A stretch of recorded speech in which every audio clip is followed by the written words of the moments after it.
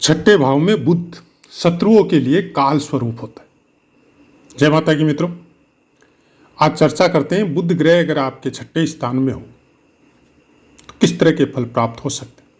भावा अनुसार मंत्रेश्वर महाराज कहते हैं कि ऐसा मनुष्य कुछ कड़वी वाणी बोलने वाला, शत्रुओं के बल का नाश करने वाला और बिना मतलब विवाद करने वाला, ऐसा कुछ फल प्राप्त होता है भावा अनुसार। अब अगर सिंह लगन की चर्चा करें तो सिंह लगन में धनेश और लाभेश दोनों होते। तो धनेश और लाभेश जब छठे स्थान में विराजित होते, जैसे धनेश अगर छठे स्थान में विराजित हो तो होरा पाराशर कहती है कि धनेश अगर छठे स्थान में हो और शुभ ग्रह हो तो शत्रुओं से धन लाभ होता है, लेकिन अगर पाप ग्रह हो या पाप प्रभाव में हो तो शत्रुओं के द्वारा पीड़ित होता है। वही अगर लाभेश छठे स्थान में हो तो जातक गुस्सेल होता है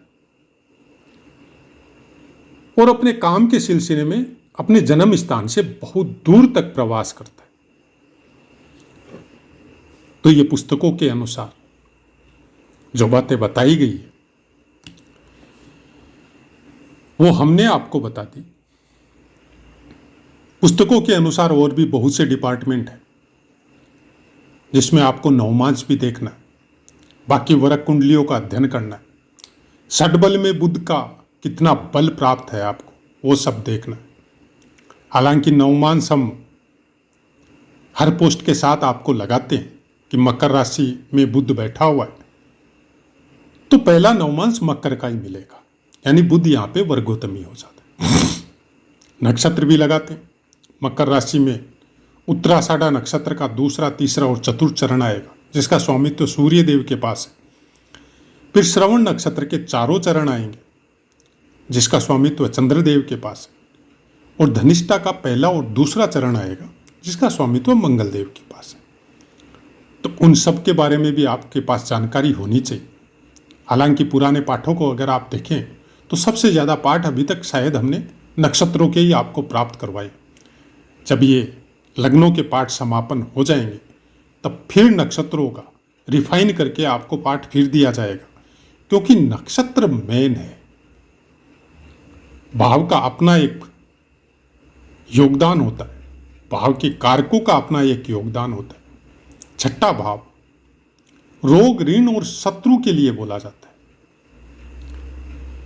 अब इसमें बहुत सी चीजें हैं। अगर भौतिक दृष्टि से देखें तो आपको शारीरिक रोग, शत्रु जो आपको शारीरिक रूप से हानि पहुंचाए, ऋण जो आप अपनी जरूरत के लिए या अपने भोगों के लिए या व्यापार के लिए जो भौतिक जरूरतें हैं उसके हिसाब से आप कोई धन का ऋण लेते हैं, किसी से लोन लेते हैं, उसको भी प्रदर्शित करता है। लेकिन क्या ज्योतिष शास्त्र में रोग, ऋण, शत्रु का यह मतलब होता है? नहीं होता है। यह मतलब नहीं होता है। यह मतलब भौतिक दृष्टि से, जैसे हम लोग ने दीपक जलाया और दीपक की तरफ देखा तो आपको एक लौ जलती हुई दिखती है, ये प्रत्यक्ष दर्शन है। लेकिन जैसे ही आप दीपक के साथ त्राटक करेंगे, कुछ देर बिना पलक झपकाए उसको देखते जाएंगे, तब आप उस दीपक के लो की गहराई में पहुंचेंगे। तब आपको लो नहीं दिखेगी, तब आपको वाहिट प्रकाश दिखेगा। आप ट्राई कर लीजिए। और फिर इस वाहिट प्रकाश में भी आपको एक शून्य दिखेगा, खालीपन दिखेगा, जहां पे लो की कोई भी मात्रा या कोई भी प्रकाश नहीं है, और वहां से आपकी दृष्टि आर पार होती है। क्या ज्योतिष वैसा ही है कि आपको भौतिक दृष्टि से जो चीजें दिख रही है उसके अंदर की गहराई में आप कितना उतरते हैं। रोग वो भी है कि जब आपका मन में कोई विचार उठे और वो विचार अच्छे या बुरे वो बाद की बातें हैं, लेकिन वो इस पागलपन की हद तक उठे कि पूरे नहीं होने से आप विक्षिप्त अवस्था में चले जाए और अपनी कोई अननेसेसरी हानि कर दे, लाइक सुसाइड अटेम्प्ट करना या और कोई चीज करना, वो भी एक तरह का रोग है। मिर्गी, बीमारी, छठा स्थान है। मानसिक अवस्था आपकी कैसी है, आपका छठा स्थान आपको बता देगा। और एक रोग वो भी है कि आप ईश्वर के प्रति इतने ज्यादा समर्पित हो गए कि उसके नाम के अलावा आपको कोई चीज पसंद नहीं आती, उसकी सेवा के अलावा आपका और कहीं पे मन नहीं लगता। देखे होंगे ऐसे ऐसे साधु संतों को जो बचपन में ही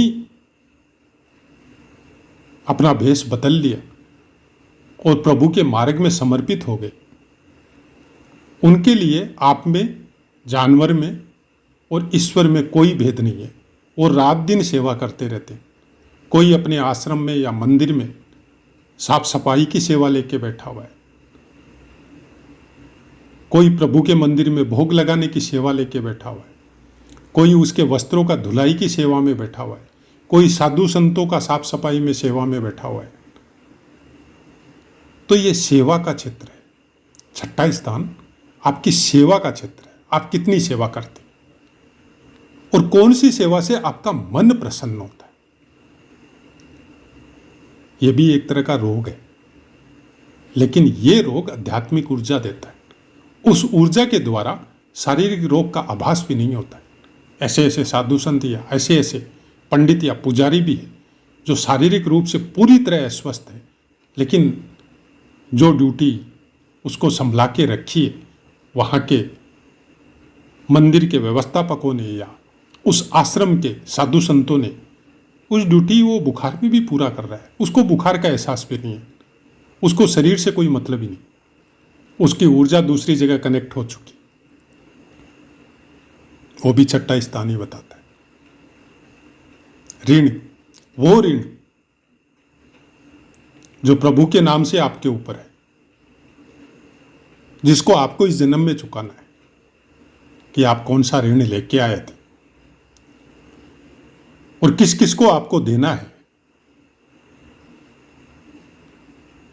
वो भी छठा स्थान है। धन किस लिए कमाएंगे, किसको देंगे, कहाँ रखेंगे, वो भी छठा स्थान बताता है। आप अपनी विद्या बुद्धि का उपयोग किस सेक्टर में करेंगे, लोगों के भले के लिए करेंगे, अपने स्वार्थ के लिए करेंगे, लोगों को मूर्ख बनाने के लिए करेंगे, ये भी छठा स्थान है। इसलिए बोला जाता है आजकल के भौतिक जगत के एस्ट्रोलॉजी में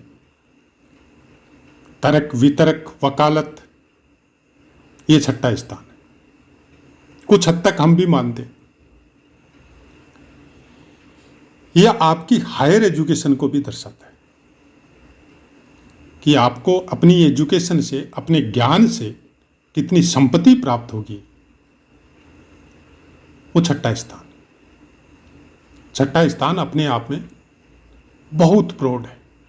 हम लोग शत्रु देखते हैं कि एक दूसरे से अनबन हुई, किसी से कोई वाद विवाद हुआ, तो हम लोग छठा स्थान देखते हैं। इससे बहुत आगे है। आपके शत्रु कौन है? कोई साधारण स्त्री पुरुष का रूप लेके आए हुए मनुष्य है? नहीं, आपके शत्रु आपके भीतर है। काम, क्रोध, मद, लोभ, ईर्ष्या, लोभ, लालच, मत्सर्य, ये सब शत्रु है। ये छठा स्थान बताता है कितना है आपके अंदर, कौन से रिपु की, जो षड रिपु है उसमें कौन से रिपु की मात्रा कितनी ज्यादा आपके अंदर है, ये छठा स्थान है। किसी के अंदर काम की अधिकता है, किसी के अंदर अहंकार की अधिकता है, किसी के अंदर क्रोध की अधिकता है। कोई आदमी लोभ में इतना पागल है कि वो किसी रिश्ते की परवाह नहीं करता, हर जगह वो लोभ लालच से घिरा हुआ रहता है, वो छठा स्थान।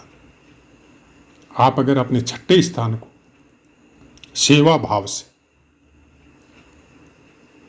अगर उसको मैनेज कर चुके तो फिर दूसरा स्टेप अध्यात्म की वो ऊर्जा है जो आपको मोक्ष की तरफ लेके जाएगी। चतुर्थ, अष्टम और द्वादश ये मोक्ष त्रिकोण है। लेकिन उसके पहले आपको धन त्रिकोण को पार करना पड़ेगा। छठा स्थान, दूसरा, छठा और 10वां, ये धन त्रिकोण है। धन के कई रूप है। स्त्री धन हो, लिक्विड मनी हो, बैंक डिपॉजिट हो, जमीनों का धन हो, ऐश्वर्य का धन हो, सुंदरता का धन हो, अच्छे शारीरिक स्वास्थ्य का धन हो। धन के बहुत रूप है। जब इसको क्रॉस करते हैं, इसको व्यवहार में लेके अपनी आगे की यात्रा को संपन्न करते हैं, तब फिर मोक्ष वाला त्रिकोण आपका एक्टिवेट होता है। क्योंकि धन से ही काम की पूर्ति होती। तीसरा, सातवां और एकादश ये काम त्रिकोण है। जब आपका धन त्रिकोण एक्टिवेट होता है, वो अच्छा होता है, तब फिर आगे वाला त्रिकोण एक्टिवेट होता है। अगर आगे वाले त्रिकोण को आपको सुचारू रूप से स्वस्थ करना है, तो आपको पहले छठे स्थान को, जो इसमें प्रबल धन त्रिकोण है, कि संघर्ष से आप क्या क्या प्राप्त करेंगे, अपने शत्रुओं को जीत के आप कितना आगे बढ़ेंगे, उसके बाद में फिर काम त्रिकोण का नाम आता है। बहुत से आदमी यहीं तक रह जाते हैं। आपने देखा होगा कि बड़ी बड़ी एमएनसीज वगैरह में, बड़े बड़े हायर पोस्ट में जो बैठे रहते हैं, वो ता जिंदगी वहीं पे बड़ी बड़ी पोस्टों में बैठे रहते हैं। उनको पता ही नहीं रहता है कि इसके आगे की भी यात्रा जीवन में है क्या। क्योंकि उनकी ड्यूटी कुछ इस तरह की होती है कि बाकी चीज़ों के लिए उनके पास समय नहीं होता, न परिवार के लिए, न पत्नी के लिए, न और कोई चीज़ के लिए। इन्हीं सब त्रिकोणों के लिए हम लोगों के सनातन धर्म में वेद शास्त्र के नियमों के हिसाब से आश्रम बनाए। बालपन हो, ब्रह्मचर्य हो, गृहस्थ हो, वानप्रस्थ हो, उसके बाद में संन्यास आश्रम। अब संन्यास आश्रम सुनने से आपको ऐसे लगेगा जैसे कुछ अलग ड्रेस पहन के कहीं पे जाके सन्यासी हो जाए। नहीं, ये गृहस्थ संन्यास आश्रम है कि आपने हर जिम्मेदारी अपने बच्चों पे डाल दी। अब आपको न घर से कोई मतलब है, न घर से कनेक्टेड कोई मेंबर से कोई मतलब है। उनको जो इच्छा हो, जो संस्कार दिए, उसके अनुसार वो अपना कर्म करे। और आपका काम है अपने आध्यात्मिक ऊर्जा को जागृत करके और उस लो की तरफ बढ़ना है, उस ऊर्जा से कनेक्ट होना है। ये है संन्यास आश्रम। लेकिन दूसरे त्रिकोण में ही आके हम लोग आगे वाले त्रिकोण तक शायद पहुंचते ही नहीं, क्योंकि संन्यास आश्रम पूर्ण रूप से अच्छी तरह से तब तक संचालित नहीं होता है जब तक दूसरे त्रिकोण से मन नहीं हटे, उसके बाद में काम त्रिकोण से मन नहीं हटे आपका, कि पूरी तरह उसको इग्नोर कर दिया, बोलो नहीं चाहिए, बहुत हो गया, हमको अपनी दूसरी यात्रा में जाना है। इसलिए साधु संतों के मुख से भी आपने बहुत बार सुना होगा कि गृहस्थ साधु हम लोगों से भी बड़ा है। तो जो गृहस्थ में सन्यास का वर्ण कर चुका है, उससे बड़ा एक्चुअल में सन्यासी बन के साधु नहीं होता है। वर्तमान समय की अपनी एक विडंबना है कि न तो हम लोगों के पास ऐसा ज्ञान है, न वो अध्यापक या गुरु है जो गुरुकुल के द्वारा बच्चों को और समाज को सब चीज़ें सिखाते थे। शिक्षा व्यवस्था का भी आजकल जो हाल है, या विदेशों में पढ़ते हैं या देश में पढ़ते हैं हायर एजुकेशन में, उसके बाद में अपने बच्चे क्या निकल के आते हैं वो आप और हम सब जानते हैं। वहाँ पे आपको केवल मशीन बनाया जाता है। और मशीन से आप जैसी अपेक्षा कर सकते हैं उसी तरह का वातावरण वर्तमान समय में है। कुछ अपने आप को बचाने की कोशिश कीजिए। बुध यहां पे बैठ के वो हर चीज देता है जो आपके हर आश्रम के लिए सफल सिद्ध होती है, लेकिन उसके अनुसार आपको आचरण भी करने पड़ेंगे, क्योंकि बुध लोभ भी देता है। जब धन कमाने की प्रवृत्ति शत्रुओं के द्वारा आपके अंदर हो जाएगी और वो चीज जब बढ़ती जाएगी दिन पर दिन, तो फिर किसी को भी आप अपना या शत्रु उसमें भेद करना आपके लिए संभव नहीं होगा।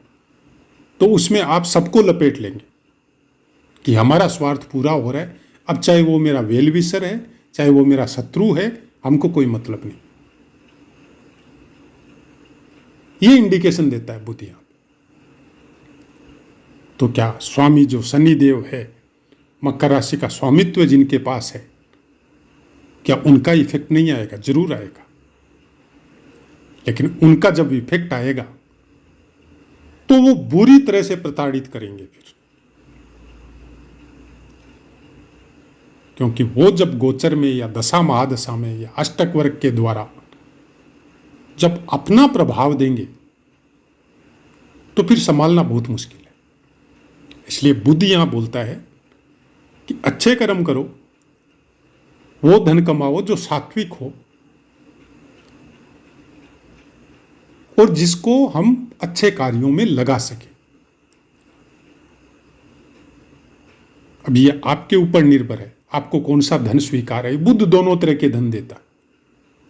बुध हर तरह के धन प्रोवाइड करवाता है। बुध के लिए सात्विक के साथ सात्विक और पापी के साथ पापी, ये दोनों तरफ जाता है। बुध का अपना कोई ऐसा कोई जबरदस्त अस्तित्व नहीं होता है कि ये जो सोच रखा है वो ही करेगा, नहीं। बुध को ज्योतिष शास्त्र में ग्रहों में कुमार अवस्था का बोला जाता है, और कुमार अवस्था के बच्चे जैसी सोबत मिलेगी, जैसी संगति मिलेगी, जैसा प्रभाव दूसरे का मिलेगा, उसी अनुसार कार्य करेंगे।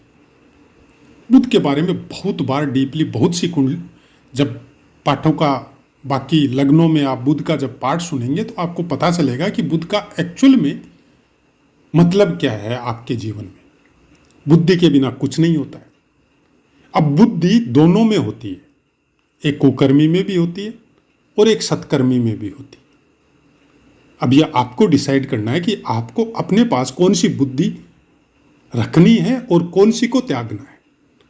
आशा है मित्रों पाठ समझ में आया होगा। अब अपनी वाणी को विराम देते हैं, आपसे आज्ञा लेते हैं। जय माता।